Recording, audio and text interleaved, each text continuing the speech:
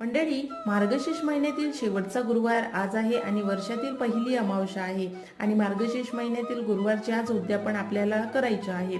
तर तुम्हाला माहित आहे का, आपल्या घरातील नकारात्मकता दूर होण्यासाठी तसेच घरामध्ये प्रसन्नता, महालक्ष्मीचं आगमन आणि महालक्ष्मी घरामध्ये स्थिर राहण्यासाठी आपल्याला काही उपाय करायचे असतात आणि दर महिन्याला जर तुम्ही हे छोटे छोटे उपाय करत असाल तर नक्कीच लक्ष्मी तुमच्या घरामध्ये स्थिर राहते आणि तुमच्या घरामध्ये सुख, शांती, समृद्धी आणि आरोग्यामध्ये भर पडते।